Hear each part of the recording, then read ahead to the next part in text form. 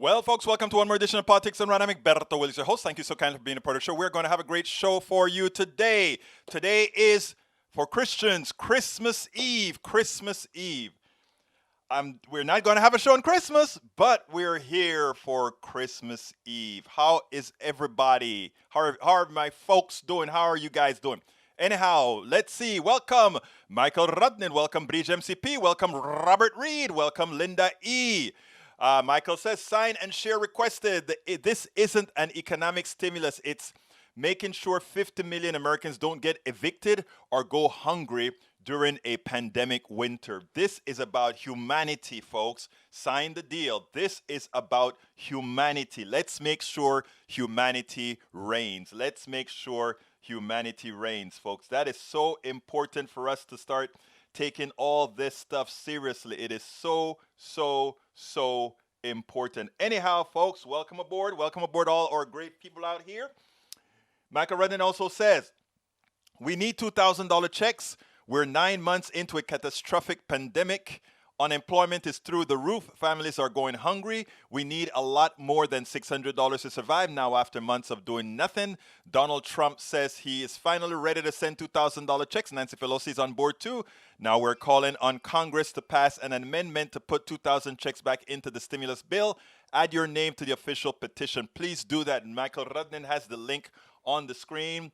Let's go ahead and be a part. If we can't do that, if we can't share politics done right and all these things to make sure that we can get all this stuff done, then we would not have been doing our job. I know we can do it, brothers and sisters. I know we can.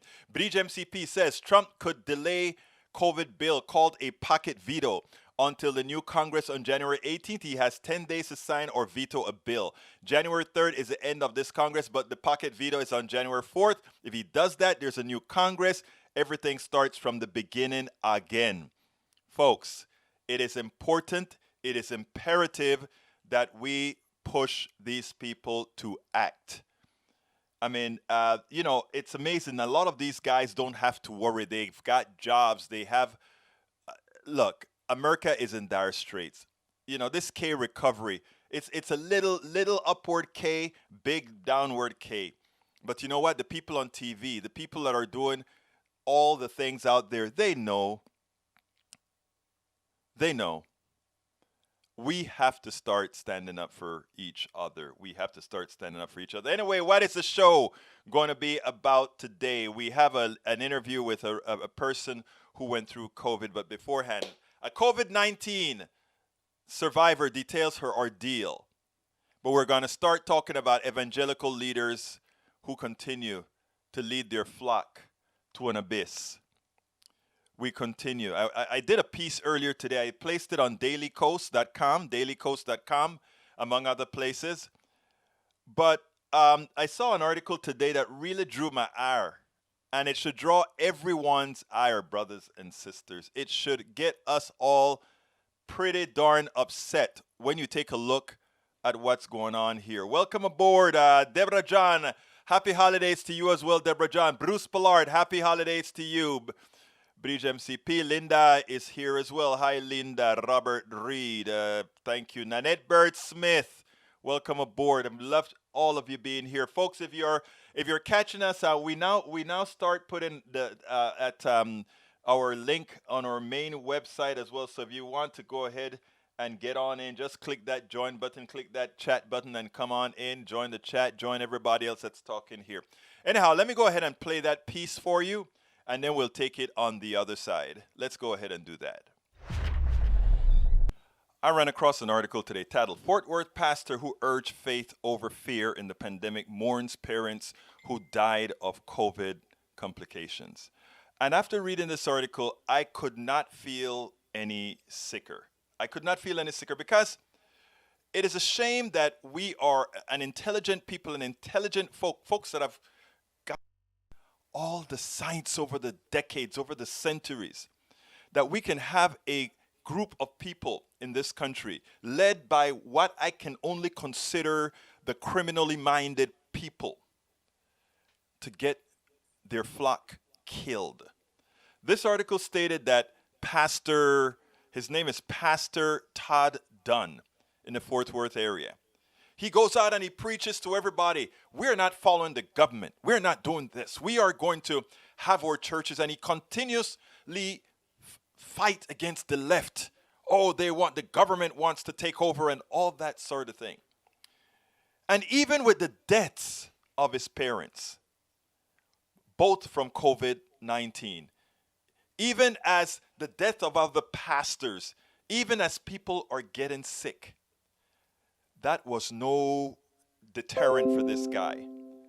He said, I'm not wearing a mask when around my family like the CDC requests, and we are traveling, so we'll take our chances, Dunn's Facebook post read. And to top it off, we are huggers, so there you go. There will be no social distancing. In other words, to hell with science. What was his excuse that he took those stances? Well, I hadn't seen anybody get the virus. I hadn't seen it happen. Then he comes back and he says, while we know people have suffered due to the virus, I have precious members in my congregation whose livelihoods have been greatly affected by this shutdown. At some point, we must have faith and trust in God. So who gave you the virus in the first place? Who put the virus out there in the first place? I am not going against anyone here. I am for America. Well, a sick America, an opened up America that is sick eventually closes, not because the government tells you to close, but because people die and people are unable to work. But he, in his ultimate wisdom, cannot see that. After all, he's an evangelical leader.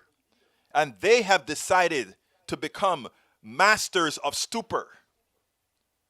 Evangelical leaders that lead their flock. An evangelical leader, a pastor, is one who's supposed to lead the flock to something good. Lead the flock to success. Lead the flock to salvation.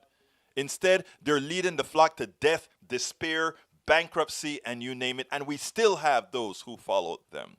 Now, after he loses his mother, his father, and others, does he regret it? Of course he does not regret it still. I've been trying to do everything I can to have the right perspective, he said. I just know by my faith and the word of God that I'll see my parents again. I am not going to be on the side of the government intrusion on places of worship. What he really means is he doesn't want the government messing with his money flow. People don't go to church, his money is reduced. And I hope people following these evangelical leaders understand what it's really about. It's never about you. The only way they could support somebody like Donald Trump is they know their cash flow was coming. If you think, follow the money, all these evangelical leaders, and you see they all screw up and you find them in doing very quote-unquote immoral things. I'm not judging, I'm just saying they judge on what they've done. So let's be clear here. His parents played everything safe, he claims, and they still got sick. In other words, he's saying, so why bother? That's what he's telling his people. That is why we say evangelical leaders are a clear and present danger. He said he intends to do nothing differently. Evangelical leaders that follow this path, a clear and present danger not only to their pew, but to humanity. After all, unfortunately, if natural selection was perfectly selective, we could be rid of them. But unfortunately, natural selection is not a scalpel. Folks, be well. Folks, please take care of yourself. Folks, please disregard these evangelical leaders that are leading you to the abyss. Absolutely. So these evangelical leaders are a clear and present danger to us all. You think about this guy. He loses his mother. He loses his father. He saw a lot of the people in the pew that are getting sick. He saw other pastors getting sick. And his concern is, if you read the entire article, I didn't put the entire article into the blog that I wrote, but the blog that I wrote is titled, actually, if you go to EgbertoWillies.com, I just wrote a blog and I also placed it on, hi, Merry Christmas, Lee Grant. Merry Christmas, Mike Christos. Welcome aboard, Nanette Smith. Welcome aboard, Daniel Ledoux. Welcome aboard. I will answer you in a minute, Daniel. But anyhow, the article that I placed in there is called. Let me put it on the screen. It's actually called "Evangelical Leaders Claiming Ignorance After Their Words Continue to Kill Many." Dead parents enough, and apparently the dead parents not enough. This is a pastor right there, as I placed it before.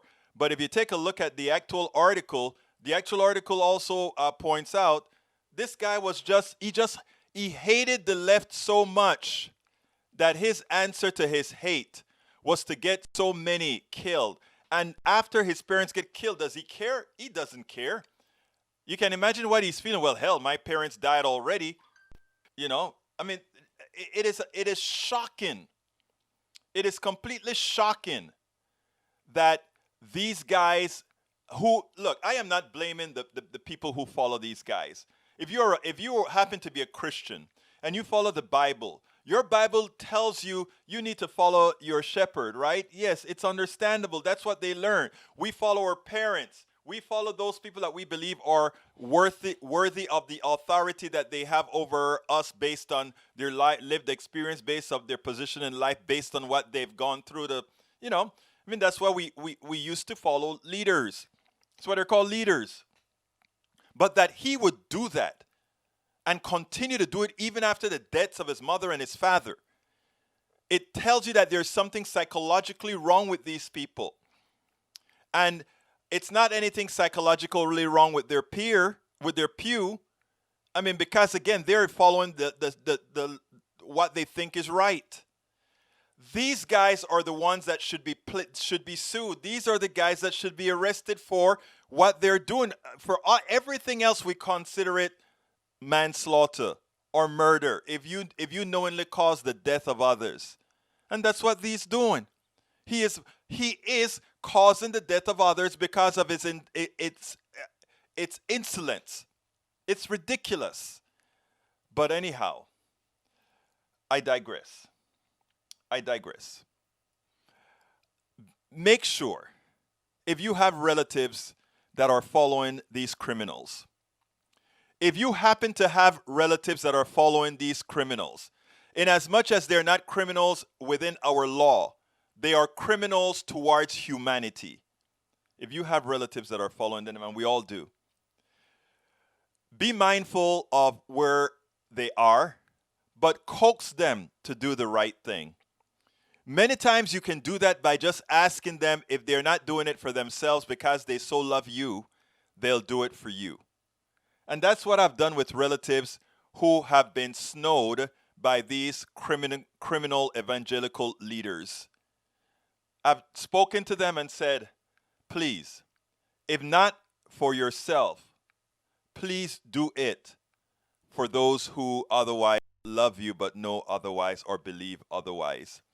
Because, folks, we cannot continue to have these spreaders. We cannot continue to have these criminal evangelical leaders continue to have their criminality murder American citizen, because it doesn't stop with their initial murder. It is progressive. It moves on and on and on. Like I said in the blog post that I wrote, right? I said, if there is a hell, that is where these evangelical leaders belong. They are singularly responsible for the deaths of thousands. Unfortunately, if natural selection was perfectly selective, we could be rid of them. Unfortunately, nature is not a scalpel. Unfortunately. And what do I mean by nature is not a scalpel? As they cause the infection of others, some of the good people who know better and try their best not to, themselves get infected. And this is what our fight is all about. I have a video with the person who had COVID. She's going to relay her story. But before she relays her story, since it's going to be a fairly extensive interview, let me just go ahead and do our ask a little earlier than normal and ask you to please consider becoming a part of our PDR Posse, as our great Bridge MCP has named it, notably on the screen right now. Politics Done Right. Like Berto Willis, donate, support, subscribe, join the PDR Posse. If you're on YouTube, just click that join button. It's very inexpensive to make sure. Let me first tell you guys what we do. What we do.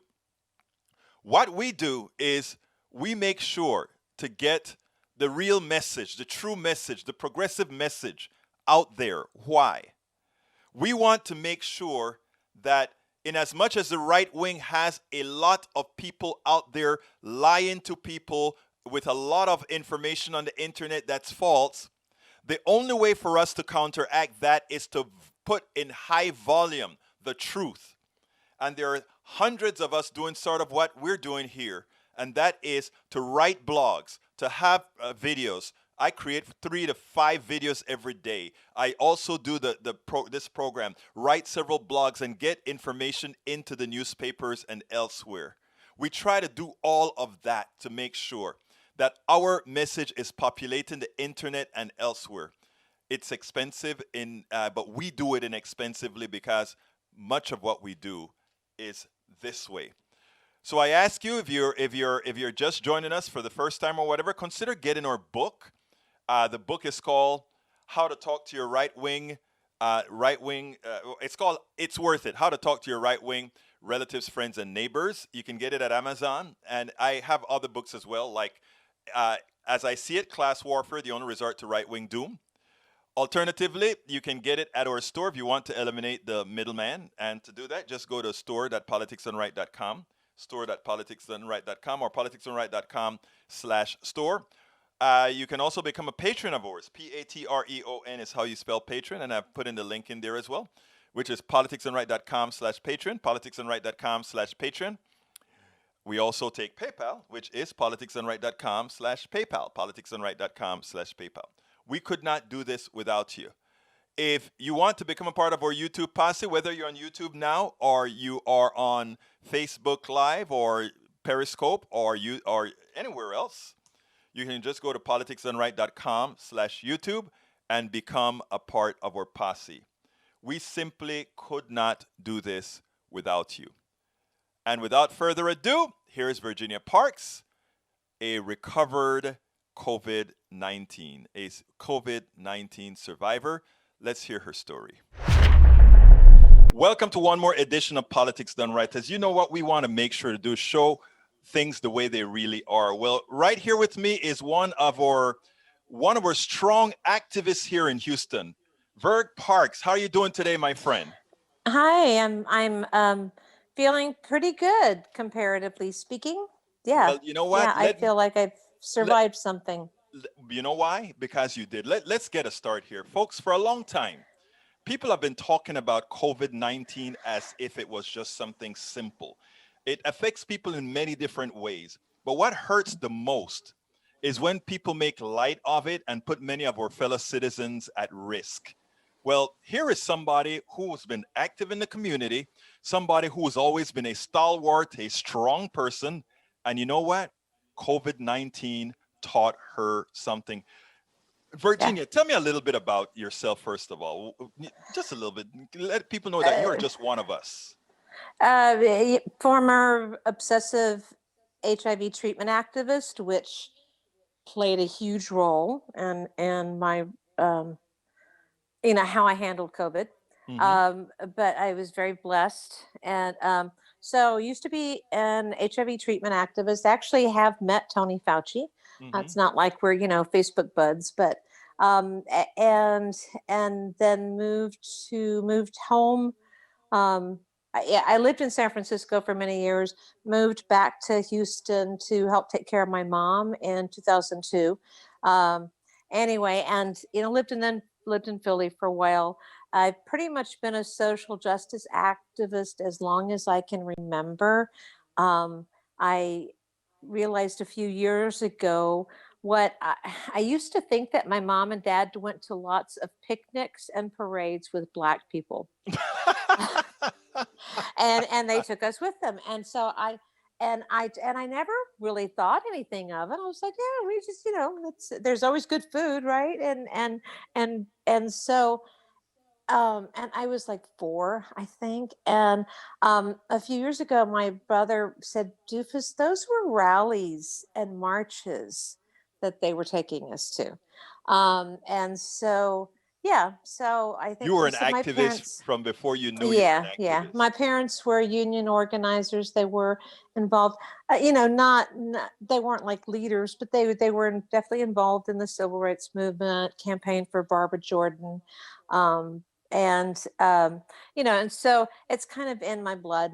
And so when the AIDS epidemic hit, I knew I had to do more than I was able to do here in Texas. So I did. I went to San Francisco on vacation, went to one ACT UP Golden Gate meeting, um, and the die was cast. And And then you so became I, forever an activist. No oh matter yeah, what and kind of then job you yeah, had, you was an yeah, activist. You were yeah. an activist. So yeah, pretty much, Well, yeah. look, let me tell you something, Virginia. First of all, I want to thank you for something, right? A lot of people, when they get sick, they get some sort of illness, they kind of run in a hole and they act as if it's a shame or they don't let anybody know what's Yeah. going on. And I have a completely different feel for that, right? I have a wife who has lupus and we've always spoken out about it. My daughter recently Hmm. got a stroke and we've always spoke about it. And one of the reasons I do that is because too many people, I believe, suffer in silence. So, what I like with social media, the part of social media that I like, is it gives people who want to be honest an opportunity to come out there and tell their stories so that other people, even if they're in their home alone, they don't feel alone. They know that other people are going Yeah. through the same kinds of things. So when I started to read your story, you were chronologically going through your COVID experience. And all I could think about is, wow, that is really good. So why don't you tell Yeah. us a little bit about it? Well, and I felt that that was important, and it was actually very intentional. I think I had a comment in one of them, because I had the experience as an AIDS activist of having friends that I would. We didn't have social media and even cell phones then, Mm-hmm. but I had a fax machine that was right by my bed, and so I hated when I would get those midnight faxes because quite often it was because somebody died. And Right. I had friends all over the country from all of the people I had met, especially HIV positive women from all over the world. And so, um, and so I frequently had that experience of hearing that someone had died, and I didn't even, and I knew they had HIV, of course, but I didn't know they were sick. I had been in a meeting with them 2 weeks prior, and then suddenly they're dead. Um, I had that experience then, and have gone through a lot of PTSD, and so people in the LGBT community, especially, or healthcare providers that have a lot of experience with HIV and AIDS, you might be experiencing some PTSD as well. Recognize it, own it, um, and um, and so I think it started when our beloved Reverend Vicky Gibbs died from resurrection, and it was devastating because, well, I mean, because it's Vicky, right? But also because I didn't even know that she was positive. I didn't know she and Mm-hmm. her wife were infected, until we were about to start a new study group, and we get this message on Facebook saying, "Hey, we're both positive. I'm still like not back to 100%. We'll have to postpone the start. We'll start it next week." That was on a Tuesday, I believe. On Friday, she died, Wow. and it was just, it was traumatic for us, and kind of a weird. I'm one of these people who looks for silver linings, and so I just always do. And a silver lining is that her message has been spread far and wide. Her last sermon has been watched probably by millions of people. It's and she talked about how she died in July, and so she talked about how this pandemic is going to disproportionately affect BIPOC people more, and people of lower income and the disenfranchised are just going to be affected even more. And anyway, and so um, and and so then recently, within the last week, another beloved member of our community died rather suddenly. Um, was sick for 5 days, and um, and then and I and then gone. And so, like you were saying, I mean, of course, during the AIDS epidemic, there was so much shame and stigma attached to it, and it's kind of confusing. And and we fought as AIDS activists. Part of um, our advocacy as treatment advocates activist was for to remove that stigma, because if people are going to get treated for it, they have to come forward. They have to, Now, they have to be not afraid. do you think that a lot of times there, even though there shouldn't be, that is sort of what goes on with COVID? I don't want anybody to know that I have COVID because they may not want to be Yes. around me later on. Yes. Yes. And I have difficulty. I mean, even though it was wrong during the AIDS epidemic, it was somewhat understandable because, we are a prudish country. But with COVID, it's more difficult for me to fathom why there is that shame attached. Hmm. And I think it's because we're still asking. Quite often people asked of me, how did you get it? Actually, and you know And what? Believe it or not, that is one of the questions and I think it's not that yeah, particular way of getting it, given it's COVID. right. It's like, well, can you give me pointers as to what you think may have About, given? well, and yeah, and I think it is relevant in that sense. And I had a friend ask me in one of the meetings this week, um, and and he said, I hope this doesn't offend you, but I'm wanting, because he knows I'm careful. Right. I work in a medical setting. I probably caught it from a patient at work. Most of my counseling is done over the phone. So the things that have to be done in person, of course, patients there, and then we send them out to their car, and I talk to them over the phone. But on occasion, um, I have to See them. have, yeah, I have to see them in person. And so, I mean, getting back to Reverend Vicky, the last thing she said to me, and it was, now looking back, it was so intuitive. The last thing she said to me is, be very, very careful, Verge. It only takes a few A slip. seconds, just one slip. And that was the last thing that she said to me. And it was on Facebook. Right. And um and and so, and I think that's how it happened. I just slipped. I had initially, with the first surge, I was double masking. I was wearing the N95s, and then another cloth The mask surgical over over, that, yeah. or I would wear the surgical and a cloth mask. And I kind of gradually loosened my own protocol a Right. little bit. I loosened it a little bit and a little bit and a little bit. And because most of the time I'm not having, as we learn more and more about it, and and the effect of mask, and which is best, and who has to wear it, and blah blah blah, and how much time it takes to actually transmit it, Hmm. unless somebody like just comes and coughs in your face. You have to spend some time with them. So that's why I think, anyway. So um and most of the time I'm just walking past patients, Hmm. you know quite often reminding them, put up your mask, pull up your mask, please put your mask back on, would you please put your mask back on.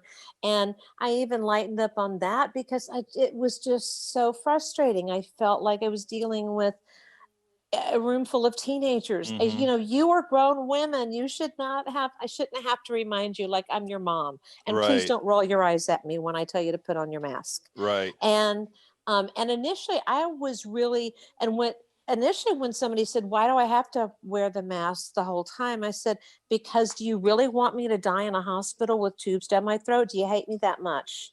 I mean, I was really frank about it. And and then I lightened up on that. So I did let my guard down. I So then it was did and it loosen my personal protocols a bit. I mean, so but I you see a wasn't going lot out of and people. partying. You see a Yeah, lot of people. So I mean I imagine you right. yeah. So that's the thing, is that I do come in. I mean, for a while I was participating in a survey that I think it was maybe Rice University that was doing like a daily survey, and it just asked about exposure, and I finally stopped answering it because it was every single day, and literally every single. If I went to work, yes, I was exposed to more than 10 people. Right. You know, Right. and most of the time that exposure is very, very minimal, but I think just loosening my personal protocol just a little bit, Cause it, yeah. is what did it. And I'm sure, and I'm yeah, Now I'm let me certain it ask was you at this. Now work. let's for the audience, tell them how did you find out what how did your stuff gradually go from nothing to into something? How did you I start? went, we test every 2 weeks at the clinic. And so I don't know if that's changing. It might be every day now, who knows? But they were testing every 2 weeks. So I had a, a negative test result came back on Tuesday. So I was Uh-huh. tested on a Monday, got my negative result on Tuesday. And then on Saturday evening, I felt a little run down. I went, I worked, and then met some friends who were helping with doing a recording for church, and then stopped at HEB to get my curbside order. Mm-hmm. And by the time I got home, I was feeling under the weather. I was just like, I don't feel quite right. I'm tired. I didn't feel, even at work, I felt a little feverish or something. And I was like, Mm-hmm. check my temperature again. And I wasn't running a temperature. I was fine. And they were like, I've heard you're so paranoid. Because I am kind of paranoid. Like, I am Right. that person. I am that person that the minute I start feeling a little of anything, scratchy throat, allergies, anything, I got my pulse oximeter out. I'm checking that. I'm checking my fever, my temperature, and so that was part of it, is because my friend who asked that question said, I know that you are super paranoid, and I'm very, very cautious. And so, anyway, so yeah, so I thought, well, it's probably just allergies. A storm had come through, blah blah blah. I'm going to get a good night's rest, had a little soup for dinner, went to bed early, woke up the next day, felt like crap. And I felt, it was like I had a sinus infection that had Mm-hmm. just hit suddenly, and I was pretty much in denial about it. Like, and the urgent care doctor was saying, "Well, did you have any symptoms beforehand?" And I was like, "No, not really." She's like, "What?" She said, "Well, sinus infections don't usually come on that quickly." And I said, "Well, but I did. I had some congestion earlier in the week. I did. Yeah, I had some. I was like trying. I was trying to convince myself and the urgent care doc that it was not COVID." So when did they do the next test? So they did the test that day. They tested me for flu and COVID, but and then my boss had me come in the next morning to go ahead and get a test, because the doctor can expedite it. We would get Right. the results the next day from the test that they did at urgent care. I didn't get the results for another 4 days. And did they I both mean, which match as is positive? yes, yes. Okay. And I think that's one of the ah oops, sorry. That's okay. I think that was is I mean that's one of the delay in testing. This is where that's relevant. I mean, some people, it's like all of these, the kind of the minutia, the details of managing this pandemic, which our previous president did.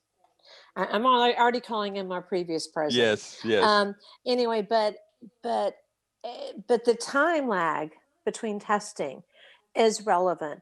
I touched my friend. My friend was sick for 5 days.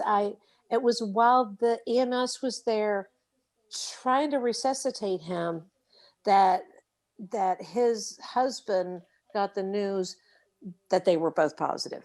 Oh, you know wow. and that's kind of, and so if you wait until one of the lessons I learned is that, and the urgent care doctor said, kind of, you have symptoms of COVID.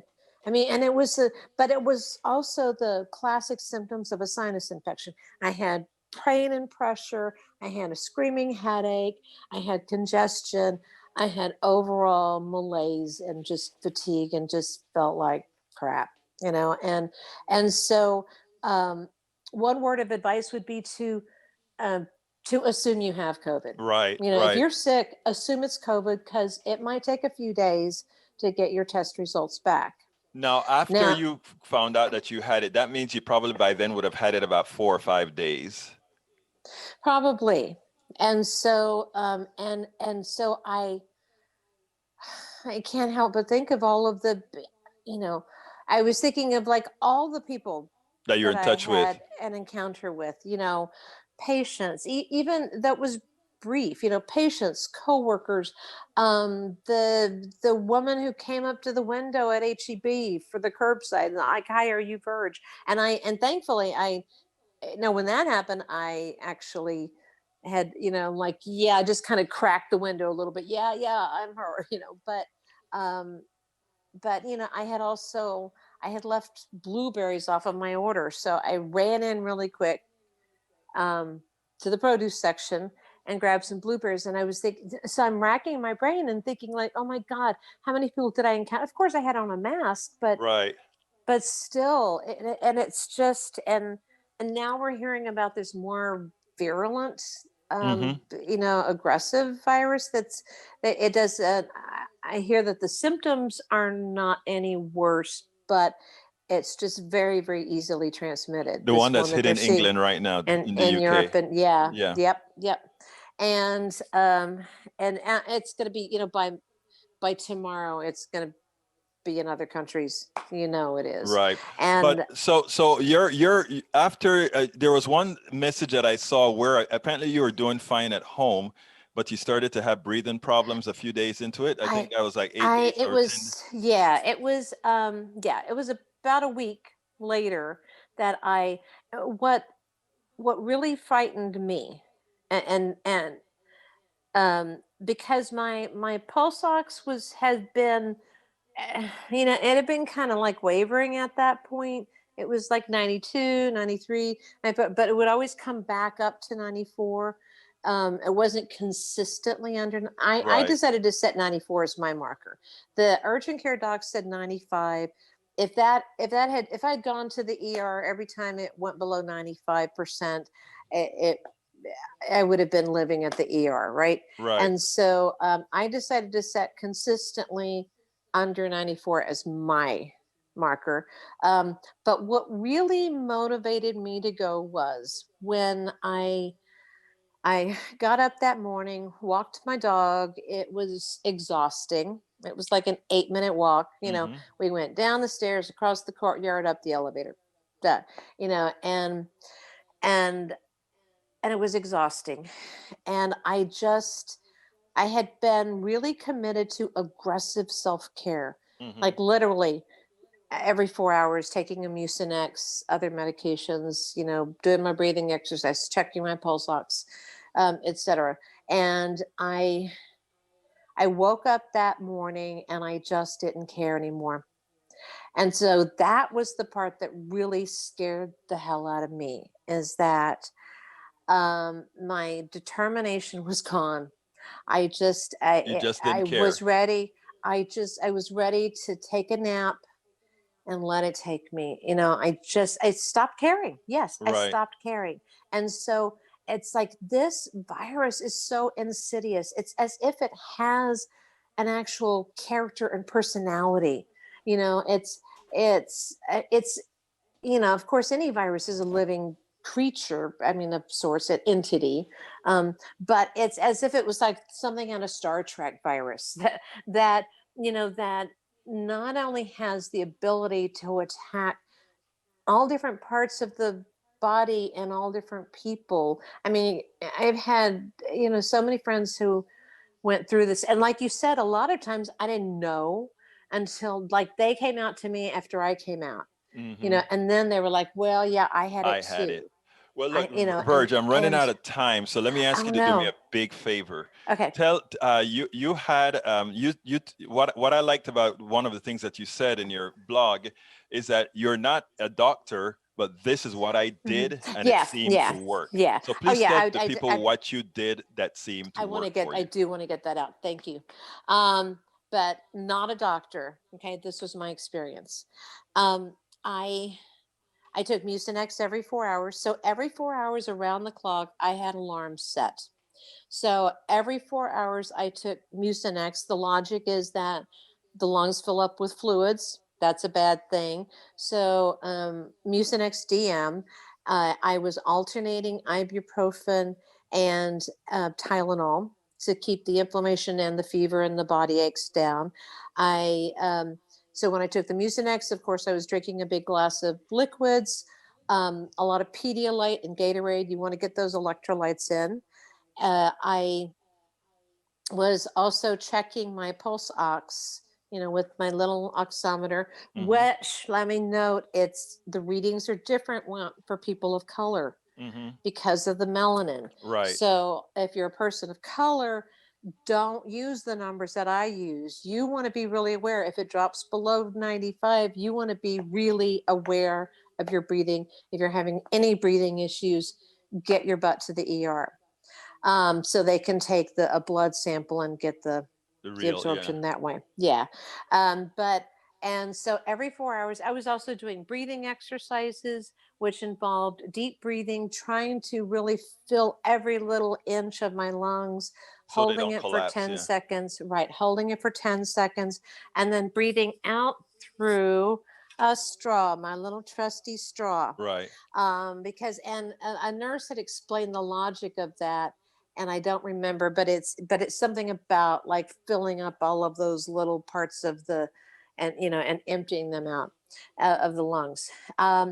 Start taking vitamin D right now, D3. More and more studies are coming out that they're seeing that people with COVID are D deficient, and most of us are anyway. So a lot of the stuff that I did, it's not going to hurt. It's kind of eh, so of course, if you have hemophilia, for example, you're not going to take my aspirin a day. Blood Right. clots are common with COVID, so I was taking a low dose aspirin. I started taking, well, I was already taking the D3 because of heart issues, and I took a good multivitamin. So if you're not taking any vitamins right now, start take a good solid multivitamin and vitamin D, D3. And I added, of course, extra orange, in the form of extra C in the form of orange juice, lots and lots of orange juice. A very powerful antioxidant called NAC, N-acetylcysteine, which was used early on in HIV care, self-care. So a lot of these things actually come from. I had this awesome friend in Northern California who is super nerd, and she was doing research and saying, okay, there's studies to back up this. There's studies to back up this. So everything I was doing, there is research to back it up. I mean, doctors are learning firsthand. So zinc, of course. So the minute you have any kind of symptoms, add extra zinc. So we're talking D, multivitamin C, zinc, NAC, um, a low dose aspirin. And one study has shown that people who were taking Pepsid, who knows why, had a better outcome. So I thought, what the heck? It fell into the it can't hurt category. Right. One of the things to be aware of is that, and of course, if somebody has hemophilia, you can't take the aspirin and ibuprofen. If you have blood pressure issues, in my case, I was also that every 4 hours I was waking up, taking my meds, checking my pulse ox, checking my temperature, doing my breathing exercises, drinking lots of fluids, get up, walk to the bathroom, walk around a little bit, and then go back to bed, and then the alarm would go off 4 hours later. I'd do it all again. But I was also using my albuterol inhaler because I do have asthma, Mm-hmm. and I was using that every 4 hours. And that combined with the ibuprofen was jacking up my heart rate. So that was when I went to the ER. The doctor, who actually, I felt stupid at one point because code blues were going off all around me. There was somebody had an active heart attack around the corner. They had to intubate several people in the ER. I thought, why am I here? I'm sorry, I'm wasting your time. And I don't remember if it was the doctor or the nurse who said, no, we'd rather see 10 of you than Right. that person Because we what have you to do is you intubate. actually go in before you're into some sort of an arrest. Well, Correct. look, Right. Virginia, I have to go Uh-huh. now, but I want to ask you to give, tell us something in 30 seconds that I should have asked you that you want to get out there. Um, I vaccine, the vaccine people, I can attest because I sat in the rooms with researchers. I was a treatment nerd. Um, Researchers have been working toward these kind of vaccines for decades. Decades. I know it seems rushed, but it was. But yeah, it's not. They've been working on it for a long time. And one reason we were able to move as quickly on this is thanks to Chinese researchers who, before their government shut everything down, they got the word out. In part because of the AIDS epidemic, researchers share information a lot better. They have platforms. So they used to hang on to their data until they presented it. It was all about publishing and presenting. Now, so these these very heroic people shared that data Yeah, they did release a with the genome. with yes with the world. And that's so then, because they've been working on the mRNA vaccines for decades, they're they were able just to plug in the the genome, and that's why we have these vaccines. In other And so words, I know it's new, I know it's scary, and I know some of you are going to wait until the rest of us get our vaccines. That's okay. I am happy to be your guinea pig. Um, well, but yeah, so that's and so much of what we know, even that basic thing about how researchers share data, came out of the AIDS epidemic. excellent. Well, Yeah. Virginia Parks, thank you so kindly for spending this time with Politics Done Right. Your story is one that I think will be revealing to many. I think it's important that, like I said, that we all, share our tribulations, because in doing Right. so, we make it better for Yeah. us all. Oh, one thing I didn't say Yes. is this, my number one tip. Learn how to say yes, please, and thank you. Your friends want to help. So do not hide. Do not curl up in your bedroom. Talk to your friends when they offer help. Give them specifics. Say, yes, I only wanted to eat bananas for a while, for a few days, and friends brought me bananas. So, so say yes. Say yes. Not only do your friends want to help you, your friends need to help you. Yes. They'd rather help you now than grieve later. Virginia, thank you so kindly for having been a part of Politics Done Right. Right. Thank you. Yeah, that is Virginia. Virginia is an activist out here. She does a whole lot with the party and otherwise. And she got COVID. And what I wanted to do is I wanted to share real people getting the disease. And, she did well with it, and most people are going to do well with it. But it's not the most people that we're concerned about. It's the least of us, the ones that are going to have it hard, the ones that are going to lose so much from having it. And all of us as a collective, that is what we are supposed to be about. That is what we are supposed to be about. For those that are selfish, who just think, well, look, most of us are going to just have a flu for 2 weeks and feel terrible for 2 weeks. Why bring down an economy for that? These are the same people that talk about the sanctity of life. Well, the truth of the matter is there are methods that we could have used so that shutting down an economy did not mean the destruction of people's lives. Shutting down the economy would not have meant all that much. We could have said, at the beginning of this pandemic, we hold pace. Hold pace means we stop the economy at that point and just let things that have to occur until we mitigate the virus. We make everybody whole. People say, well, where's that money going to come from? We create the money. We create the money is something that is fungible. The fallacy that somehow that there's some fixed law it's not, and it's something that I'm going to go over in other shows, right? We have the wherewithal to do this. The reason we don't is that the few who continuously make off of the utter and complete work of the others, they are blinded by a fallacy within the economic system.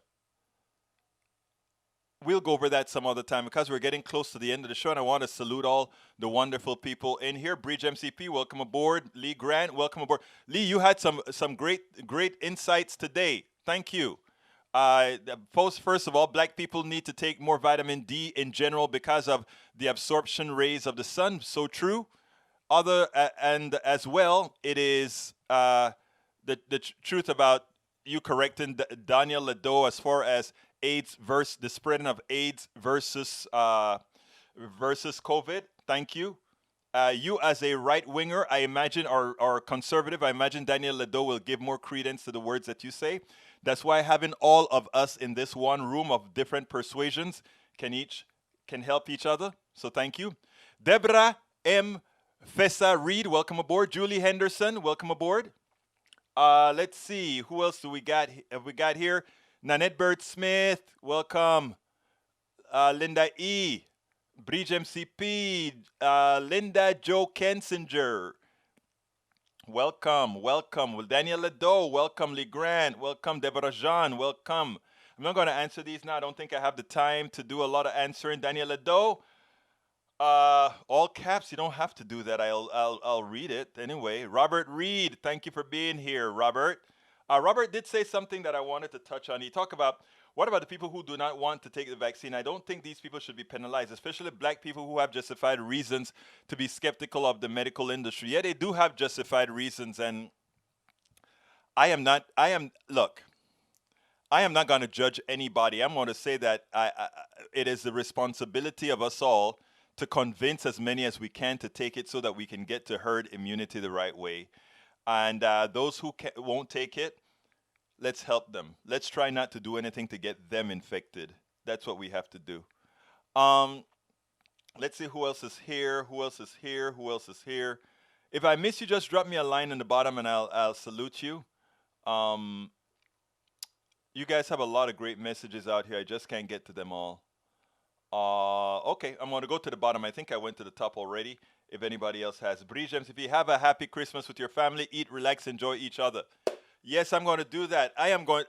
We're not going to be on for Christmas. Of course, I'll be on. I don't know. I may give a little, hey guys, how you doing? Merry Christmas, that kind of a stuff. Merry Christmas, Happy Hanukkah, all that good stuff. But I had something that happened to me today. Good friend of mine. I call him my big brother. He's 15 years older than I am. He was one of the first persons that I met here in Houston when I moved from Austin to Louisiana to Houston to live. And we've done all kinds of businesses together. And we formed little groups together. We joined Buy Freedom together, which was a thing that says, let's make sure all businesses were able to succeed. We did a lot of work together. Every Christmas we've had at my home, every Christmas we normally have a whole lot of people over for dinner. A lot of people. This year we won't have it. This was a terrible year. This was a horrendous year. But you know, I make sure to keep the smile on. I make sure to keep the positivity on, because you can always make it better. But today I got the shock of my life. My big brother, CJ Lucky, my big brother. His wife called my wife this morning, and you know, my wife started to have the conversation. Have a good time, and then she heard it in her voice, and she said, my big brother, my good friend, CJ Lucky, 15 years older than I am, had a massive stroke. And he's now on a ventilator. And and by the way, Michael Redden, it's just three of us this Christmas, my wife, my daughter, and myself. And my daughter is downstairs baking with one hand. The stroke still has the other hand not completely functional. She's downstairs baking a pecan pie. But CJ got a massive stroke. He's here every year. He was here last year. Last year, on today, my wife's mother got a stroke at this home, and she died in January. 1 month after my mother-in-law's stroke, Ashley, my daughter, got a stroke. Her youth has been her savior. She's been doing very well. My cousin got COVID-19 early on, and with that, he got a stroke. He got kidney damage, lung damage, blood clot in his head. He's doing much better. He's improving again. He's very athletic and young, but this stuff is real. When I talk about this, is not just talking about these things out of, not knowing or not having empathy to others. That one person, myself, could be so affected by so many things we talk about within our system. Lousy health care that we have to live through. My mother-in-law, my daughter, my wife, everything that we have to live through this system. COVID, bad that we have not had COVID handled very well in this country. That I have a friend who, and I won't go into the details of his stroke right now, my brother, not having a Christmas and having a wife now, that will have to let him go more than likely in the next few days because he will be removed from the ventilator. It hurts to the core. My life is not any more special than anybody else's. All of us go through our tribulations. All of us are going to go through our tribulations. All of us. What we should ask of we the people, our government, is to create a system. We actually are a society. That's why we are socialized. Is to at least ask for a society that can give us the compassion necessary to go on. Too many people out there, self-centered. Too many people out there just think about what's immediately in front of them. I have never had such an impactfully bad year. I never show it on screen. I have never in my life, but I've had friends, I have had families who have gone through this bad and worse.